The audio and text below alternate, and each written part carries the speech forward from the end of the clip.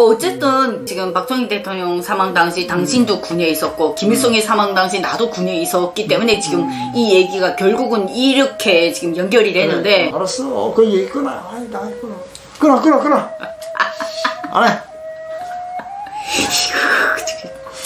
내가 지금 계속 스톱을 시키려는데 아바이가 말을 안 들어서 이게 방송하다가 또 남북전쟁이 일어납니다. 여러분. 그래야 재밌는 거야. 끊어. 얼른 마무리하세요. 여러분, 자, 아바이 폐기치고 저 혼자 할까요? 안녕하세요. 안녕하세요. 남남북녀의 김종필. 김정아입니다. 여러분, 오늘부터 북한 붕괴론, 지난 시간까지는 4부가 나갔죠. 북한 붕괴론이 일주일에 하나씩만 제가 시리즈로 계속 올리고 있는데요. 오늘은 북한 붕괴론 5부부터는 우리 아바이 동지가 함께 하도록 하겠습니다. 내가 할 말이 있나 모르겠네. 그래도 우리 아바이 일치 기대해 주세요. 항상 지금까지 영상들 중에 그래도 우리 아바이가 핵심 질문들 해주지 않았더라면 저 혼자서 그 주제를 이렇게 끌어내지는 못했다고 저는 생각하거든. 제 영상을 봤을 때 과연 한국분들 입장에서 어떤 질문을 하고 싶은 게 분명히 있었을 거잖아. 궁금한 게 모두가 궁금해. 그렇지. 우리 부부의 이런 케미가 여러분들이 궁금한 점을 많이 해소시키는데 도움이 되리라고 생각합니다. 오늘 북한 붕괴론 5부에서는 북한 지도자가 사망을 했을 당시 북한 군의 유동이 없을 수밖에 없는 그 이유를 제가 설명을 해드리는데요. 어떤 분들은 이런 얘기를 많이 하더라고. 북한의 지도자가 사망했을 때 김정은만 죽으면 북한은 순간에 부르륵 무너져 라고 말하시는 분들이 꽤 있더라고. 근데 나는 정말 그럴까? 나는 조금 반대 의견이었거든. 그러니까 지도자가 죽는다고 해서 무조건 북한이 와르르 무너진다?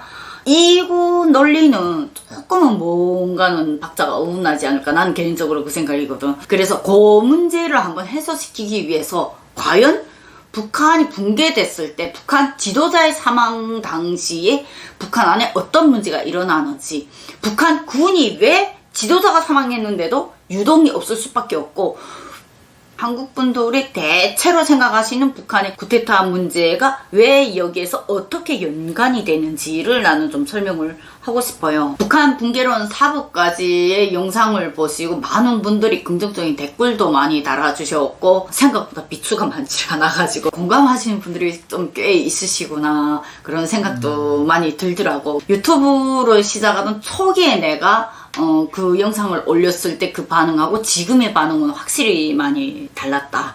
그건 좀 느낄 수 있었던 것 같아요. 북한에서 김일성 사망 당시의 문제를 제가 한번 얘기를 하겠는데, 첫째로 저는 1994년 김일성 사망 당시에 제가 군부대에서 군인으로 있었잖아요.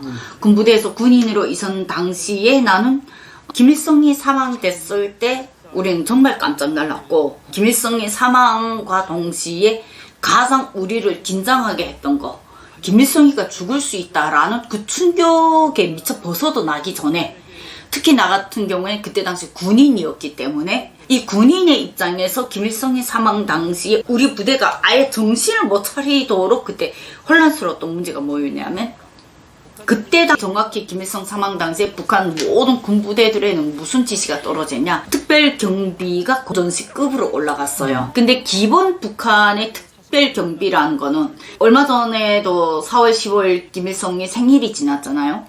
이런 명절 때 특별경비는 어떻게 볼 수 있냐면, 기본 잠복 초소가 4개 초소가 우리 중대본부에서 인원이 나가면 1개 초소당 4명이 나가면 하룻밤에 16명이 잠복근무 나가는 거지. 그럼 중대본부의 기본 한 80명 정도에서 우리는 큰 부담이 없는 거지. 정상적인 근무가 나간다면 여기서 특별경비가 딱 올라가면 이 4개 초소가 딱 2배로 증가해. 8초소로. 8개 초소면 32명이 나가는 거야. 1개 소대가 통째로 나가는 거야. 하룻밤에.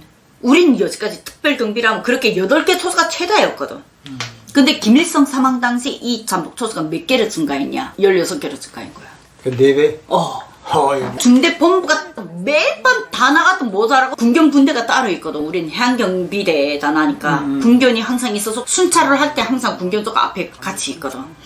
그 군견조까지 다 나가는 거야. 그러니까 심지어 잠교들까지 이게 초소에 다 배치된 거야. 김일성 사망 당시에 우린 그 정도로 증가를 했어.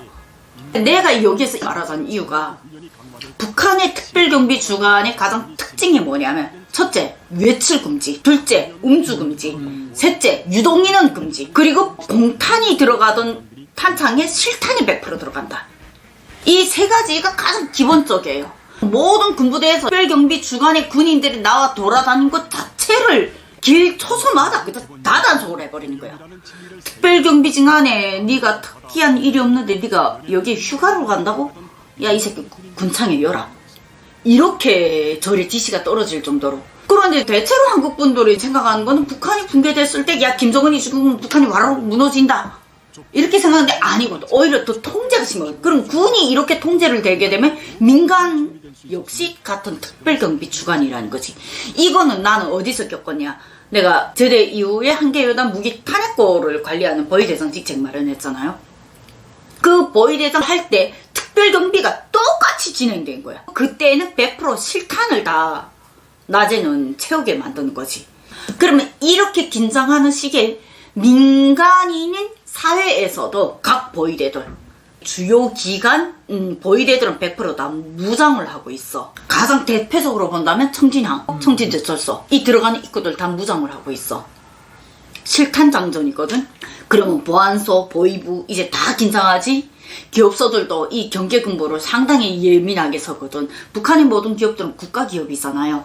그렇기 때문에 특히 대기업 같은 경우에는 국가가 통제해서 100% 유동, 이동 모든 걸 금지시키라 하게 되면 진짜로 텅텅 비어 열착관들이. 그러기 때문에 오히려 북한에서의 쿠데타 문제는 밑에서 서요 일어나기보다는 김정은이 정말로 죽었다고 생각했을 때, 지도자가 정말로 사망했다 판단했을 때 이 군부에서 쿠데타가 일어나면 밑에서 일어나는 이 유동은 생각보다 힘들다. 가능성이 없다. 그렇지. 너무나도 그렇게 통제가 꽉 쪼여진 데거든. 나도 좀... 그런데 이것이 어떤 문제가 발생되냐. 지역별의 통제가 완벽하게 됐을 때 이 지역별에서의 쿠데타 문제가 기관 대가리들은 알 거잖아. 야, 김정은이 죽었대. 지금 중앙당에서 무슨 사건이 있대. 이거 알게 되면 야, 우리 방어막 치자. 이렇게 되면 주민들은 이게 그냥 정부의 지시인 줄 알고 이게 북한의 어찌 보면 취약점이거든. 야, 한국은 속일 수가 없잖아요. 어디에서 무슨 사건이 터졌다. 인터넷, SNS 그 정보통을 누가 막아요? 정부도 못 막고 언론도 못 막아. 그래서 진실이 많이 드러날 때가 많잖아요. 근데 북한은 그건 아니거든요. 그렇게 악용이 될 수 있다는 거지. 정부가 내려오는 지시인 줄 알고 이게 모든 게 차단이 되면 지역별 이 차단막이 통째로 수 있다는 거지. 북한이 그래서 함경북도를 제일 예민해 하거든. 함경북도는 중국하고 러시아하고 딱 연결이 돼 있기 때문에. 외부의 연결. 그렇지. 그래서 북한에서 제일 위험한 지역은 함경도로 보고 있습니다. 자강도 자체가 지금 국정원이나 기무에서도 제일 예민하게 보는 게 뭐냐면 자강도는 많이 오픈이 안 돼 있어. 그리고 자강도는 국경이 있다 해도 거기에 대밀림 정글 같은 그 지대가 있는데 그거를 한 일주일 보름 지나야 이제 사람이 살 수가 있거든. 거기에서 탈북하는 사람들 얘기를 들어보게 되면 탈북을 시도할 때 일단 식량만 한 배나 딱 보름치를 갖고 떠난대. 그거 안 떠나면 가다가 죽는데. 인적이 없어가지고. 그래서 북한이 자강도를 군수기지로 만들어 온 거야. 지금 한국에서도 보게 되면 그동안의 군 관계에서 자강도가 이렇게 나오기 힘드냐. 자강도에 진짜 나온 사람이 없다. 이 얘기를 많이 들었거든. 북한이 만약 붕괴됐을 때 어떠한 생각을 우리가 추정을 할 수 있냐. 라는 것을 봤을 때 첫째로 지도자가 죽어도 절대로 모든 군부대들이 자기 마음대로 그렇게 쉽게 움직일 수 있는 시스템이 아니에요. 그리고 민간인 역시도 그 마음대로 움직일 수 있는 시스템이 아니다. 그럼 결국 북한이 붕괴될 수 있는 요소는 누구냐? 군부의 쿠데타가 없으면 그 밑에는 따라올 수밖에 없다는 거지. 한국은 현직 대통령이 이렇게 사망한 적이 있었어요? 그 있었지. 내가 군대에 있을 때 1979년 10월 26일 박 대통령이 이제 시해 사건. 박정희 대통령. 그때 아침 식사를 하고 있는데 갑자기 비상 그러더라고.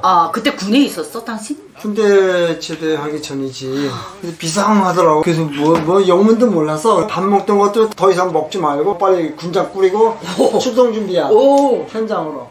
맞아. 우리 때도 그때 당시 그냥 장정만 하고 잠복근무에 나간 게 아니라 모든 군상을 다 해가지고 나가고 심지어 돌아와서 신발도 못 벗고 군무 유식을 했었어. 맞아. 그래가지고 그때 완전 군장.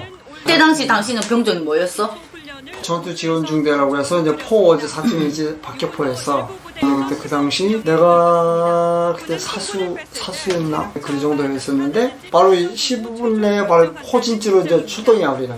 바로 출발했으니까 포진지에서 이제 대기 있다가 이제 밥 먹을 때도 한꺼번에 먹는 게 아니라 이제 돌아가면서 밥 먹고 잘 때도 쉴 때도 군화를 신고 나중에 이제 그러고 나서 저녁 때인가 그 이튿날인가 이제 좀 슬슬 얘기 나오는 게 대통령이 죽었대 이제 그 소리가 나오는 거야. 대통령이 죽었구나. 이제 누가 죽었는지도 모르고 어떤 상황인지도 모르고 이제 그래서 비상 걸렸구나 이제 그랬지.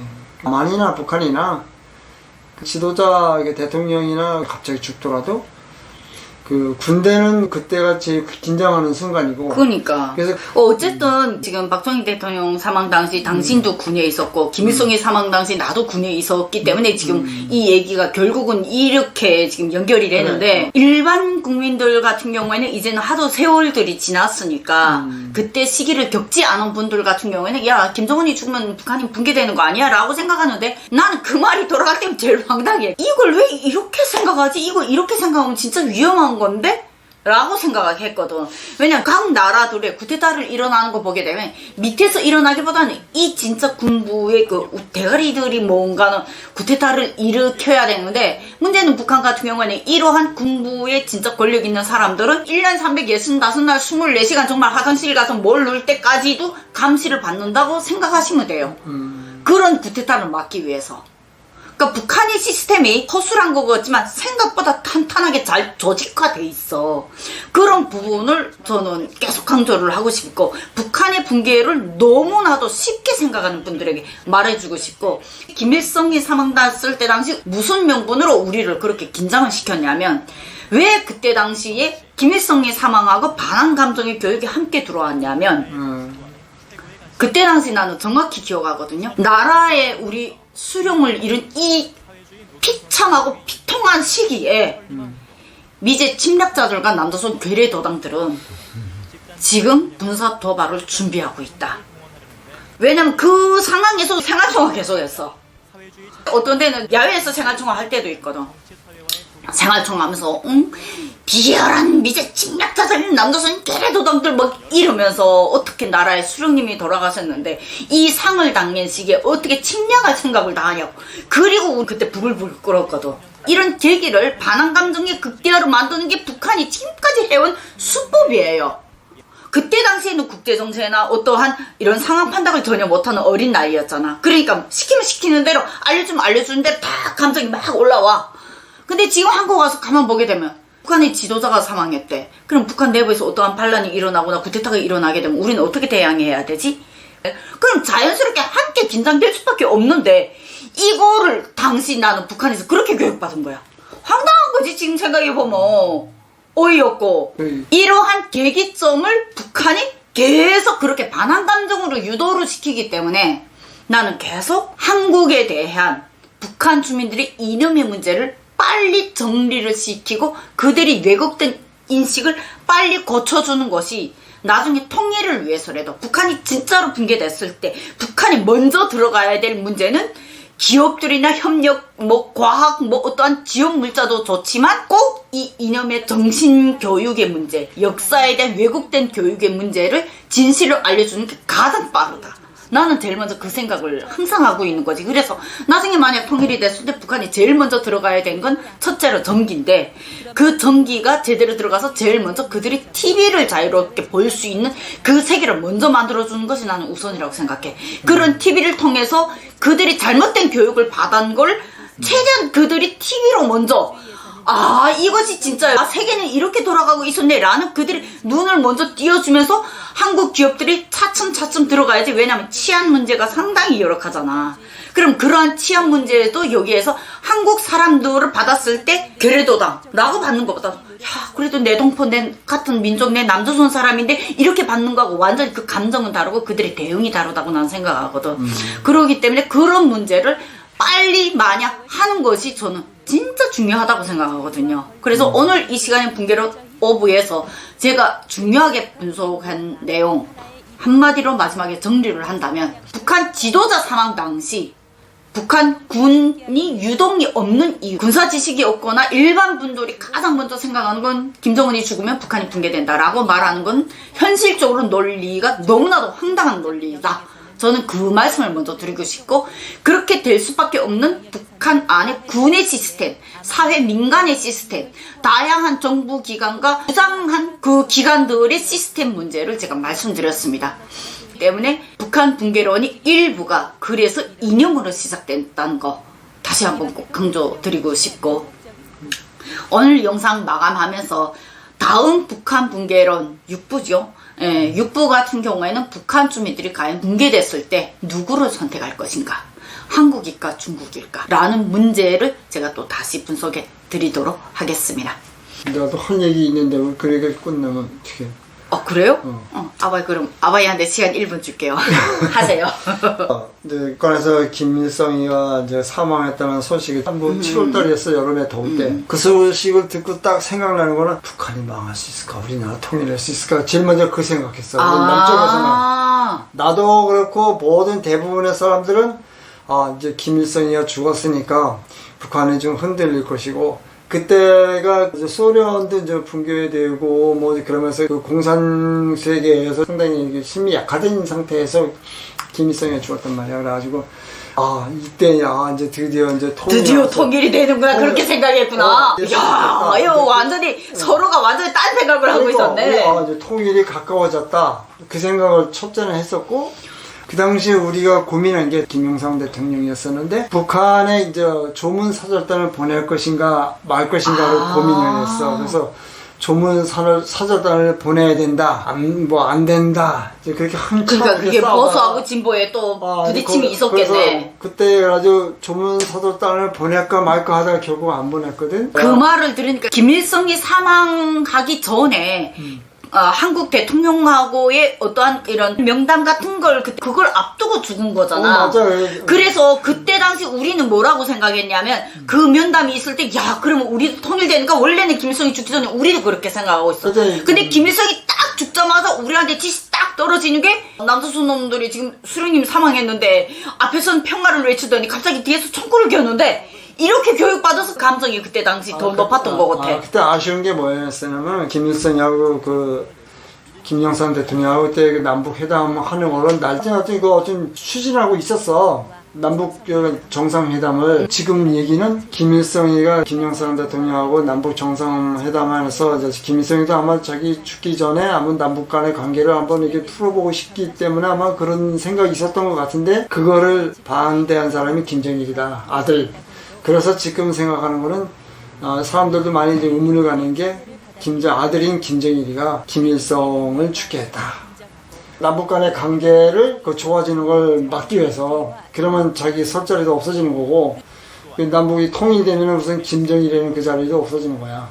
보장받지도 못하니까, 김정일이가 아버지 김일성을 죽였다는 그 설도 있고, 그런 그 말이 많았어. 그래서 이 묘한 시기에 김일성이 갑자기 죽었단 말이야. 알타가 죽은 게 아니야. 급사한 거야. 그거에 대해서 아직 뭐 사람들이 대부분이 궁금해하고 있고.